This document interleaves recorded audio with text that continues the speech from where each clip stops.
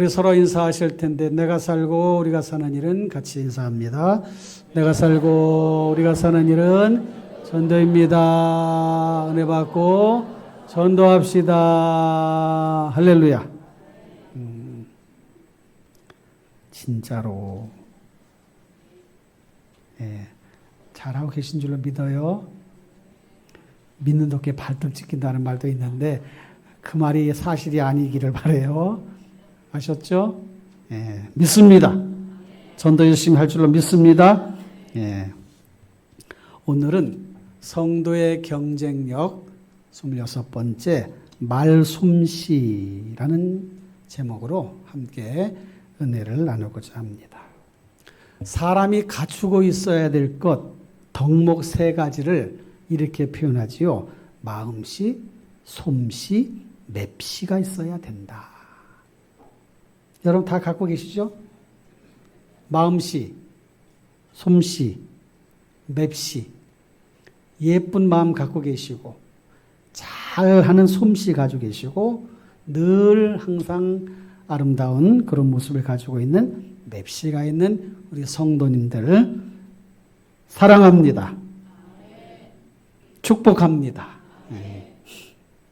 솜씨 중에 어떤 솜씨가 가장 좋은 것 같아요? 음식 솜씨. 그래요. 사람은 배가 이렇게 또 즐거워야 삶이 즐거우니까. 그런데 음식 솜씨도 좋지만 말 솜씨가 좋아야 돼요. 말 솜씨. 우리 속담에 이런 말이 있잖아요. 말 한마디에 천냥빚을 갚는다. 그만큼 말이 중요하다는 거예요.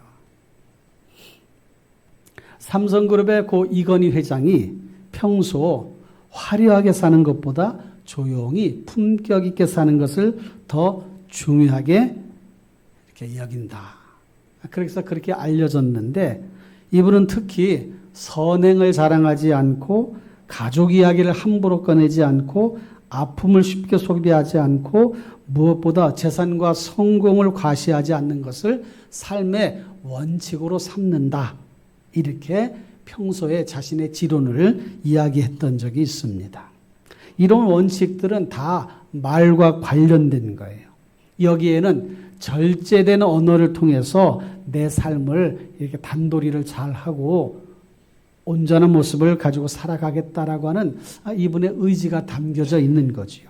그것도 참 좋은 모습이 아닌가 그런 생각이 듭니다. 하나님은 말의 중요성에 대해 자주 언급해 주셨는데 잠언서 25장 9절로 11절 보면 너는 이웃과 다투거든 변론만 하고 남의 은밀한 일은 누설하지 말라. 듣는 자가 너를 꾸짖을 터이요 또 내게 대한 악평이 내게서 떠나지 아니할까 두려우니라. 경우에 합당한 말은 아로새긴 은쟁반의 금사관이라. 이런 말씀을 해 주셨습니다. 남의 말 좋아하게 하는 사람 별로 안 좋아. 그런 말이에요. 남의 비밀스러운 말 일들 누설하는 거 그것도 안 좋아. 그러니 말을 가려서 해야 되고 때에 맞는 말, 품격과 가치를 높여주는 말을 사용하는 게 얼마나 좋은가. 그렇게 살아라 이렇게 말씀해 주고 있어요. 그것을 아로새긴 은쟁반의 금사과라고 이렇게 표현하고 있는데 그 표현이 너무 참 아름답습니다. 그 말 자체가. 아로새긴 은쟁반의 금사과. 좋은 쟁반에 금사과가 딱 올려져 있으면은 얼마나 좋겠어요. 이쁘잖아요. 그죠? 오늘날 금값이 비싸니까 저게 얼마나 나가나 이렇게 생각하는 것보다 그거 자체가 보기에 참 좋단 말이에요. 그러니까 그렇게 때에 맞는 말, 경우에 맞는 말을 잘 사용하는 것이 중요하니 그렇게 살아가라 그 말씀이죠. 철학자 하이데거는 이런 말을 했습니다. 언어라는 것은 존재의 집이다. 언어의 주택 속에 사람들이 사는 것이다. 그런 말을 했어요. 철학자다운 이야기인데 그 말에 의미가 있습니다. 사람의 말, 이게 존재의 집.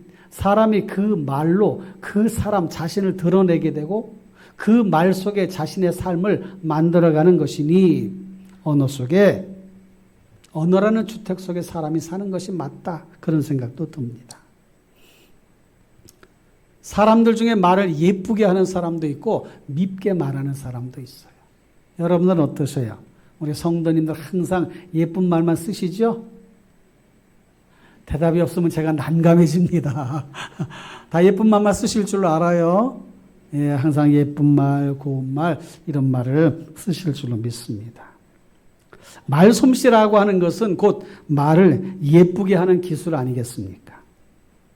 근데 이런 마음이 있으면은 그렇게 예쁜 말이 나올 것 같아요. 상대를 존중하고 배려하는 그런 마음을 가지면 예쁜 말이 나오지 않을까. 상대를 무시하거나 또는 깎아내리려고 하거나 얕잡아 보거나 배려하지 않으면 말이 이렇게 좋게 나가질 않고 좋지 않은 모습으로 나가게 된단 말이에요. 여러분들 지금까지 살아오면서 말 실수한 적이 있으세요? 없으세요? 예, 말 실수하신 적 있으세요? 저도 말 실수한 적이 많아요. 생각해 보니까. 가족에게도 그런 적이 있고 성도님들에게도 그런 적이 있고 또 같은 목회 동역자들에게도 그런 적이 있고 가만히 생각해 보니까 미숙해 제가. 더 다듬어져야 되는데 나이가 벌써 60 중반이 됐어. 여러분 참 좋은 말을 쓰는 거 예쁜 말을 쓰는 게 얼마나 필요한가. 오늘 이 시간 그런 시간이 되시면 좋겠어요. 잠언서 15장 23절에 보니까 사람은 그 입의 대답으로 말미암아 기쁨을 얻나니 때에 맞는 말이 얼마나 아름다운고 그랬어요. 그때에 딱 맞는 말을 하는 게 좋은데 그렇다고 해서 남이 잘못했을 때 거봐 내가 그럴 줄 알았어. 그건 때에 맞는 말 그게 아름다운 말에는 해당이 안 되는 거예요. 그러니까 좋은 말, 칭찬하는 말, 격려하는 말, 위로해 주는 말을 말하는 거죠. 자, 이와 같은 여러 말씀 중에서 오늘 본문 말씀 에베소서 4장 25절로 32절 말씀은 성도의 언어 생활에 대해서 매우 구체적이고 실제적인 방법들을 우리에게 가르쳐 줍니다. 이렇게 하라는 거예요. 이렇게 살아라. 이렇게 언어 생활을 해라. 그래서 몇 가지를 정리해서 하나씩 말씀을 보려고 합니다. 첫째는 진실을 말하자는 거예요. 25절 다 같이 볼까요? 시작. 그런즉 거짓을 버리고 각각 그 이웃과 더불어 참된 것을 말하라. 이는 우리가 서로 지체가 됨이라. 우리가 몸의 지체, 팔, 다리, 머리, 뭐 이렇게 여러 우리의 몸의 신체에 그 지체가 우리 이웃들이라는 거예요. 여기는 모두가 다 우리 같이 지체라는 거예요. 그러니까 다 연결되어 있는 거예요. 그러니까 어느 한쪽이 아프면 내가 아픈 거지요. 그러니까 지체가 되니 말을 잘하되 거짓을 말하지 말고 진실을 말하라 이렇게 말씀하고 있단 말이에요. 그러니까 서로 지체가 된다는 말은 이런 말이에요. 내가 너이고 네가 나이다. 그런 뜻이에요. 내가 너고 너가 나야. 그 사람들은 이걸 이상하게 해석을 하잖아요. 네 돈이 내 돈이고 내 돈이 내 돈이야. 그거는 말이 안 맞는 거예요. 사람이 거짓말을 하면 부자연스러운 그런 표가 난다고 하잖아요. 그래서 만들어진 기계 있죠. 뭐예요? 거짓말 탐지기. 그래서 과학수사에 주로 사용하게 되는데 우리가 매일 쓰는 말을 거짓말 탐지기로 매 순간 체크해서 거짓말 할 때마다 삐 소리가 나게 하면 아마 우리가 살아가는 순간에 많은 그 자리에서 여기서도 삐, 저기서도 삐, 여기저기 삐삐 소리가 많이 나지 않을까 그런 생각도 해보았습니다. 시편 34편에 내 혀를 악에서 금하라. 내 입술을 거짓말에서 금하라 그랬고 시편 37편에 보니까 의인의 입은 지혜로우며 그의 혀는 정의를 말하며 라고 말씀합니다. 그러니까 진실된 언어가 힘이 있고 능력으로 나타나는 거예요. 어떤 경우든지 진실되게 말하면 직장에서도 진실되게 말하면 결국은 그것이 힘이 되는 거죠. 특히 성도들의 삶에서는 그래요. 진실되게 말하면 그게 힘이 돼. 그래서 당당하게 말할 수가 있게 되는 것입니다. 진실된 언어를 사용하려면 베드로전서 4장 11절에 누가 말하려면 하나님의 말씀을 하는 것 같이 하라. 그 원칙을 지키면 돼. 말하려면 하나님의 말씀을 하는 것처럼 하면 거기에서 진실이 나온다는 거죠. 잘 기억하시고 실천해 봅시다. 두 번째, 오늘 본문 속에서 우리는 어떤 언어 생활을 하라고 가르쳐 주시나 화를 내지 말고 화를 내는 경우라도 그로 인해 죄를 짓지 말라는 거예요. 26절 보니까 분을 내어도 죄를 짓지 말며 해가 지도록 분을 품지 말라 그랬잖아요. 사람들은 마음의 분노를 어디에다 담아요? 말에 담아요. 그래서 그 말로 사람들을 공격을 해. 상대방에게 그 말로 인해서 이렇게 표현을 해. 물론 분노를 폭력으로 표현하는 경우도 있어요. 그래서 주먹질을 한다든지 머리로 막 들이받는다든지 어떤 사람은 배로 막 치더라고. 배로 서로. 네가 잘했냐? 내가 잘했냐? 네가 잘했냐? 내가 잘했냐?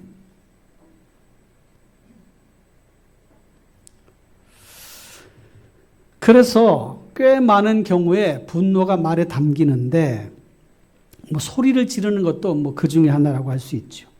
물론 소리를 지르는 이유는 다양합니다. 군인들이 함성, 소리 지르는 것은 용기를 갖게 하고 힘있게 삶을 군인의 그런 정신을 무장시키기 위해서 함성을 지르게 한단 말이에요. 그래서 훈련 받으러 가면 전방을 향하여 발사! 그러면 이제 군인들이 다 같이 뭐라고 이렇게 한단 말이에요. 저도 그런 경험이 있습니다. 악인의 함성은 상대를 꺾으려는 뜻이 담겨 있지요. 그러니까 그런 함성, 그런 소리 지름은 좋지 않은 것이란 말이에요. 가수들이 나와서 노래하면서 사람들에게 소리 질러 그러잖아요. 그래서 소리 지르라고 유도를 합니다. 왜 그러는 거예요? 가수들이. 그만큼 이제 분위기를, 청중들의 호응을 유도하기 위해서 그런 것이기도 하지만 사람들의 마음에 스트레스도 많고 힘든 일도 많고 하니까 막 그렇게 소리 지르게 함으로 인해서 스트레스도 풀고 분노도 가라앉히게 하고 그러면서 흥을 돋구기 위해서 그렇게 말한단 말이죠. 그래서 소리 질러! 그럼 사람들이 다 같이 소리를 지르면서 노래를 따라 합니다. 화내지 말라. 화를 내더라도 죄짓지 말라. 화는 말에 담기는 경우가 많으니 조심하라. 생각을 해보시면 좋겠습니다. 여러분들 화를 자주 내셔요? 어떠셔요? 제가 1번, 2번, 3번으로 예를 들어볼 테니까 여러분들이 번호를 들어보세요. 1번, 나는 화를 자주 낸다. 2번, 가끔 낸다. 3번, 아예 안 낸다. 1번, 2번, 3번 중에 여러분들은 몇 번이셔요? 예? 빨리 눈치껏 2번이라고 하셔. 화를 자주 낸다고 그러면 좀 그렇잖아. 또 아예 안 낸다고 그러면 그것도 또 거짓말처럼 느껴지니까 가끔은 낸다. 그런데 화를 낼 때에 죄를 짓지 말라는 말씀이 포인트예요. 화를 낼 때 죄를 짓지 말라. 화나는 거는 화가 나는 거죠. 그건 감정이니까. 그래서 화를 내는 사람에게 어떻게 답변을 또 해야 되나 이것도 생각하게 되는데 잠언서 15장 1절 보니까 유순한 대답은 분노를 쉬게 하여도 과격한 말은 노를 격동하느니라. 유순한 대답, 분노를 가라앉혀. 조용히 얘기하는 거예요. 과격한 말은 노를 격동, 더 막 화가 나게 만든다는 거예요. 그래서 전도서 5장에 보니까 너는 하나님 앞에서 함부로 입을 열지 말며 급한 마음으로 말을 내지 말라. 하나님은 하늘에 계시고 너는 땅에 있음이니라. 그런즉 마땅히 말을 적게 할 것이니라. 여러분, 말을 잘 하려면 어떻게 해야 됩니까? 말을 안 해야 돼. 말을 잘 하려면 말을 안 해야 돼. 그런데 말 안 하고 어떻게 살아요? 그러니까 절제된 말을 하고 준비된 말을 하고 존중하고 배려하는 말을 해야 된다는 거죠. 하나님 앞에서 함부로 입을 열지 말라. 이건 기도에 관한 말씀이기도 하지만 이 말씀 우리 일상생활에 적용을 하면 기도뿐만 아니라 우리가 사람들과의 관계 속에서도 입을 함부로 열지 말라. 급한 마음으로 말을 내지 말라. 저도 어떨 때 이렇게 말을 빨리 하려고 하다 보면 말 실수할 때가 생겨. 한 템포를 늦추면 좋은데. 여러분, 화를 내지 말고 화를 내는 경우 그로 인해 죄를 짓지 말라. 마음속에 잘 담으시길 바래요. 세 번째로 마귀가 틈타지 못하게 하라 그랬어요. 27절 말씀이니까 마귀에게 틈을 주지 말라 그래요. 여러분, 말로 힘들게 하거나 말로 시험에 빠지게 하는 경우 있어요, 없어요? 있어요. 말로 사람들을 힘들게. 아마 여러분들도 그런 경험했을 거예요. 말 때문에 아이고 저 사람 말 때문에 너무 힘들어. 저 사람 저 말 때문에 내가 마음에 참 섭섭함이 들어. 아유 정말 시험거리가 생겨났어. 이런 경우 있어요. 그러니까 다 조용한 것 같고 얌전한 것 같고 착한 것 같고 그런데 실제로 삶의 자리에서 그런 모습이 나타난다니까요.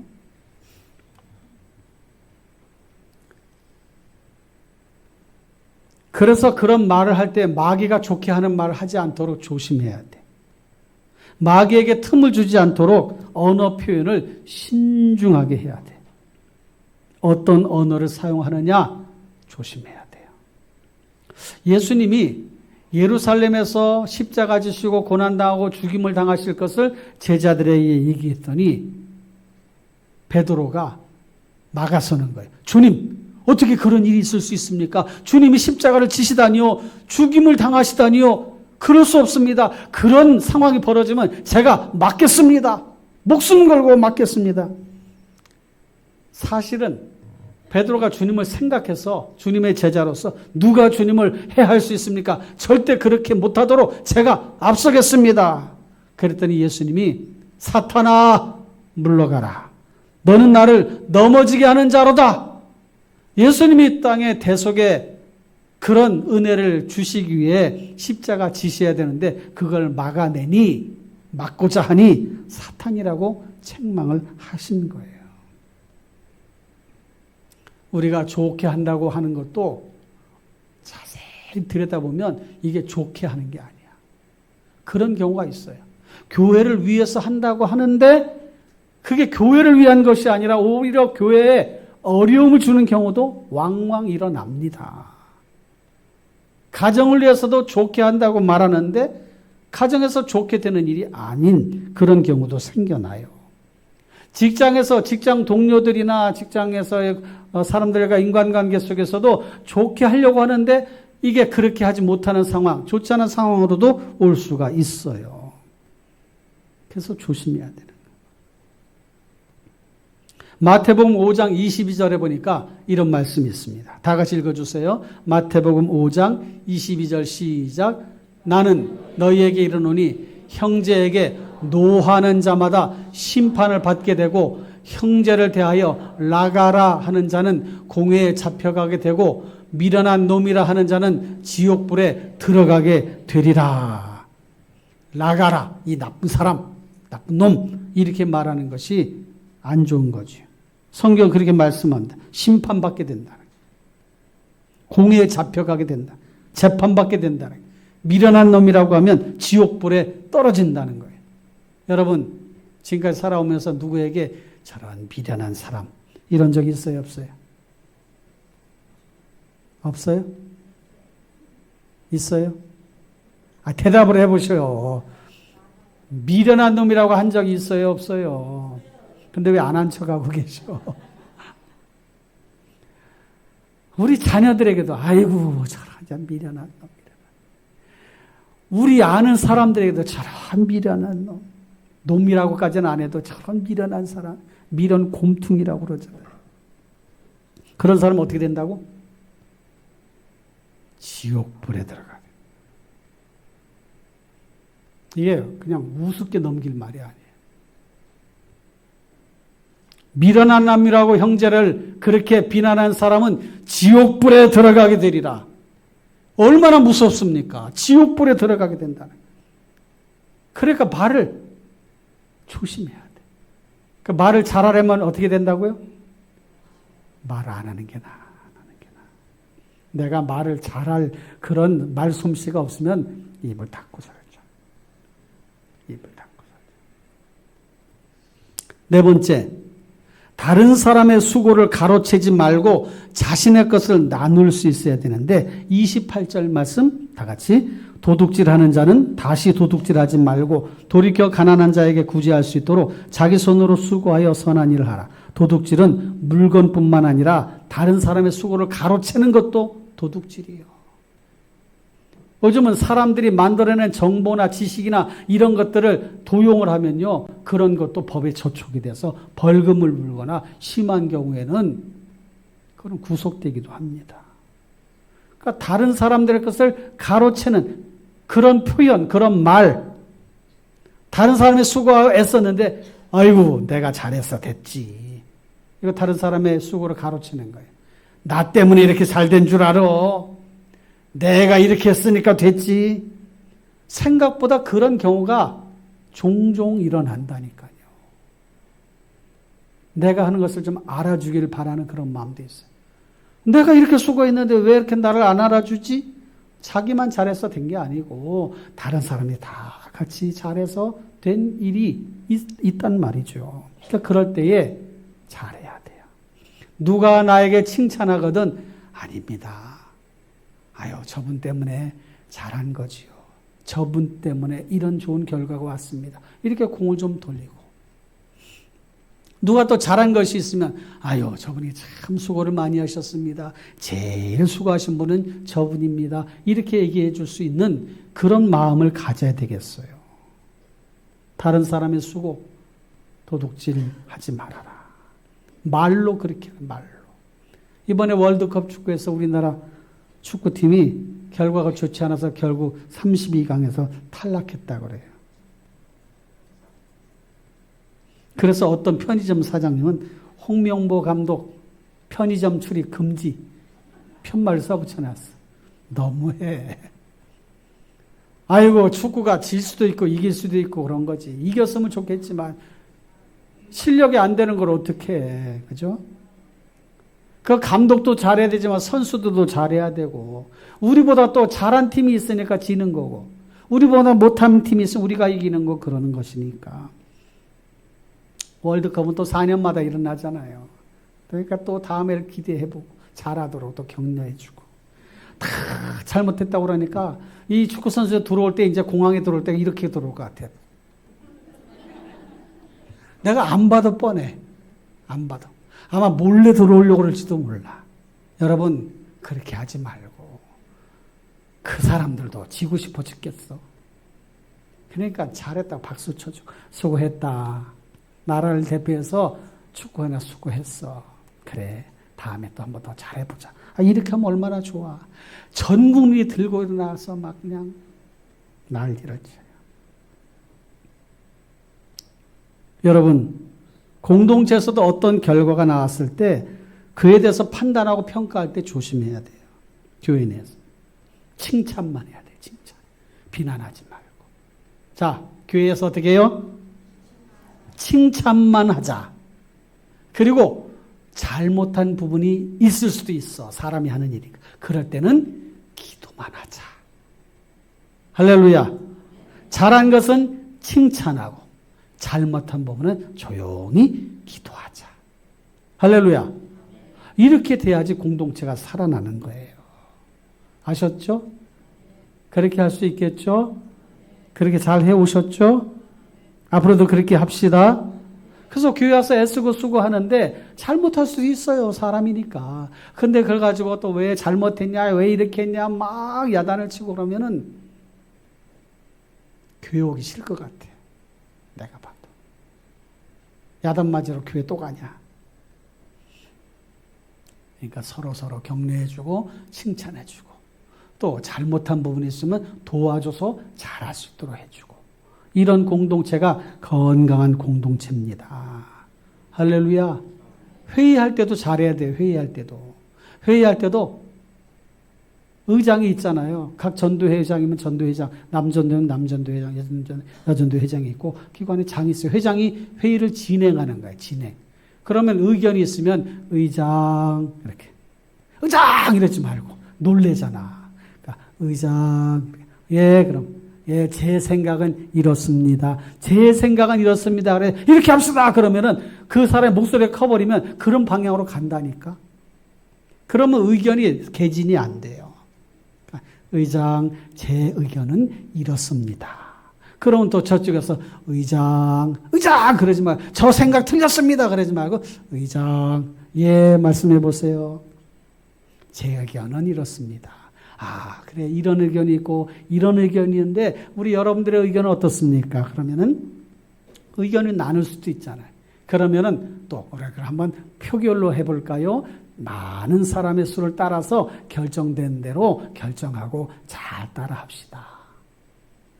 이렇게 해서 결정을 해가면 은혜로운 공동체가 되는데 목소리 큰 사람이 막 얘기를 하고 막 이렇게 하게 되면 힘들어. 그러니까 그런 분위기를 만들어야 돼. 가정에서도 마찬가지, 직장에서도 마찬가지. 여러분, 하나님 앞에 온전한 모습을 가지고 나아가도록 힘쓰십시다. 다섯째, 더러운 말은 입 밖에도 내지 말고 선한 말로 은혜를 끼치게 하라. 29절 다 같이 읽어볼까요? 시작.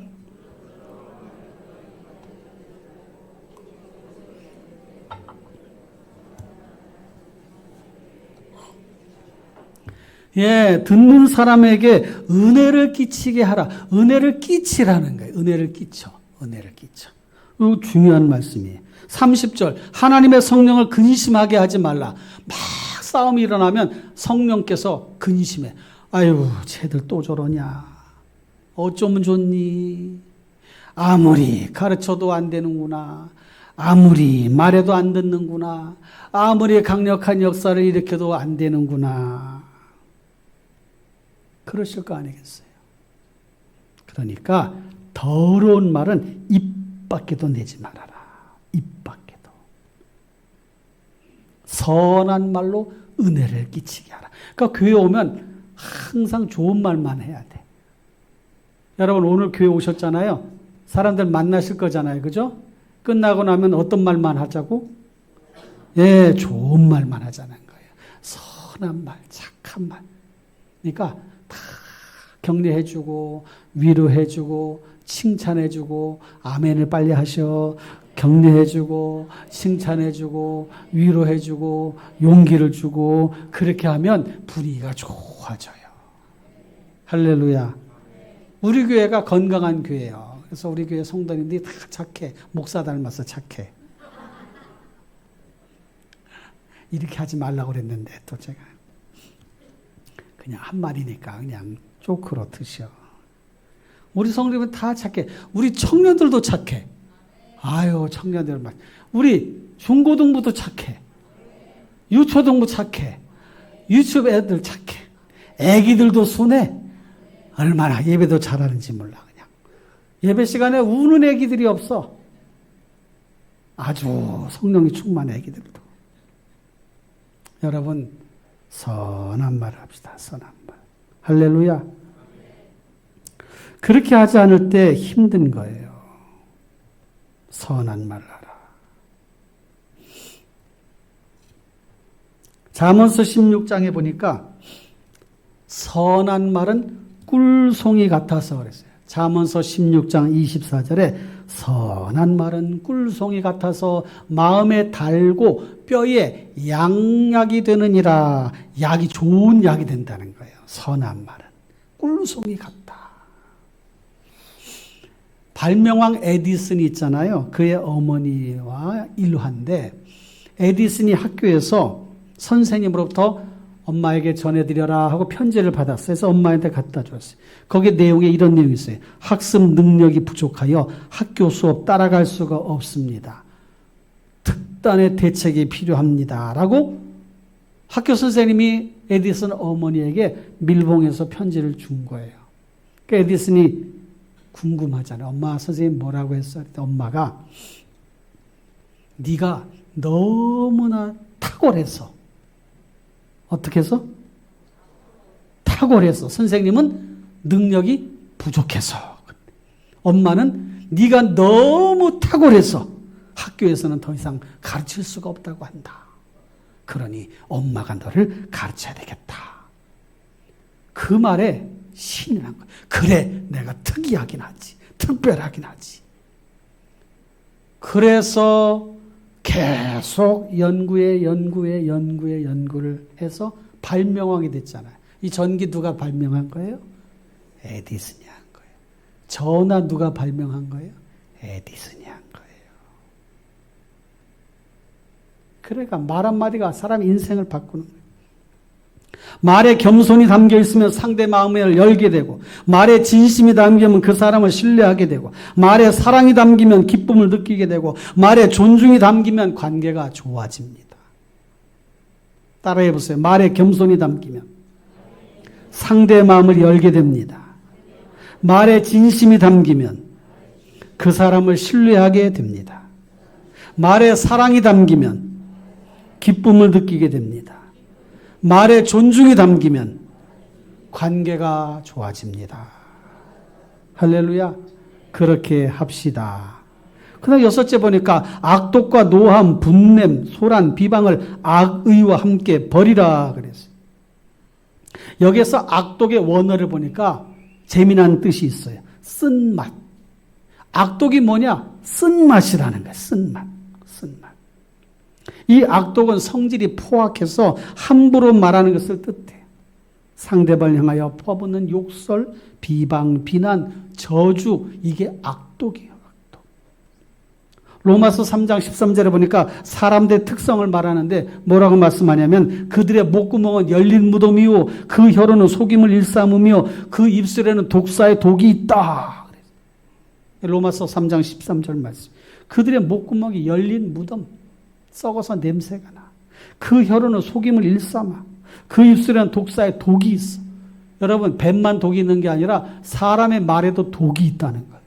그래서 그 독이 이렇게 사람들에게 전해지면 그 독으로 인해서 사람이 죽게 되고 혼수 상태에 빠지기도 하고 어려움을 겪기도 하는 것입니다.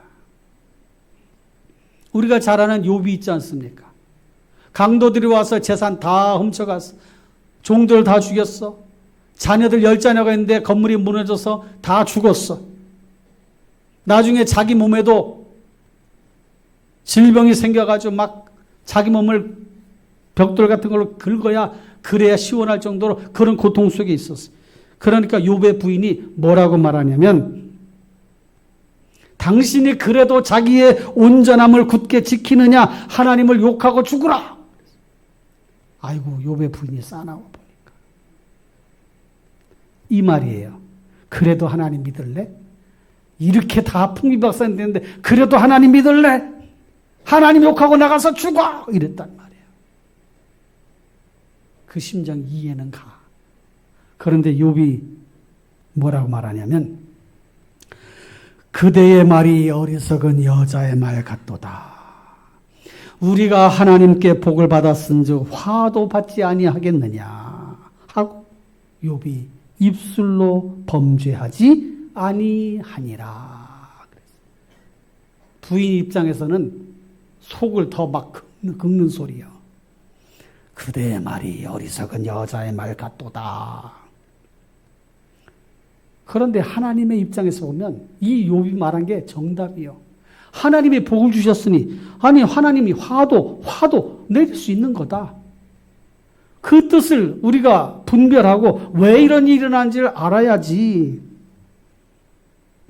사랑하는 성도 여러분, 악독, 노함, 분냄, 소란, 비방 이런 것들을 버리라 했으니 실천합시다.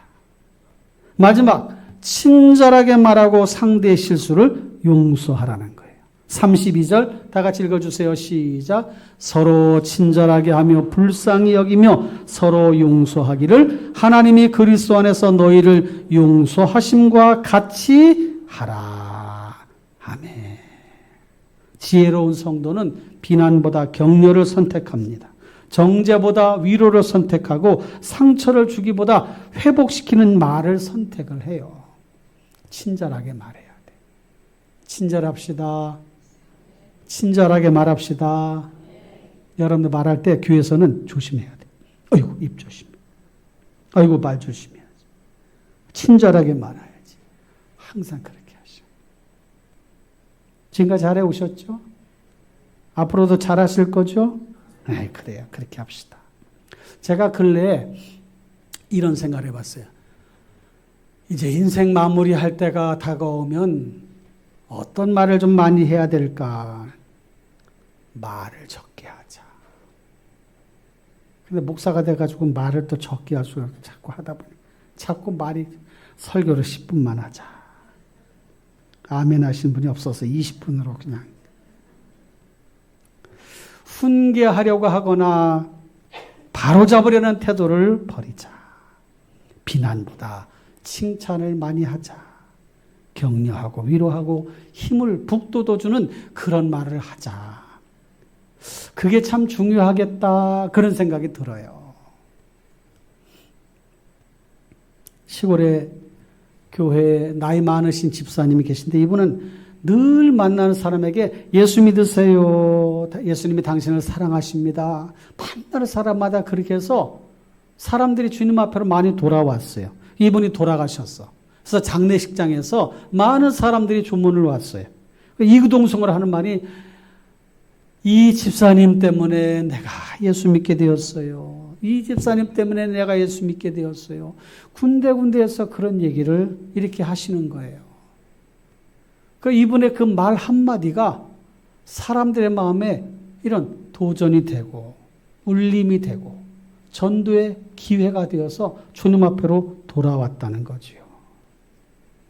적용과 실천.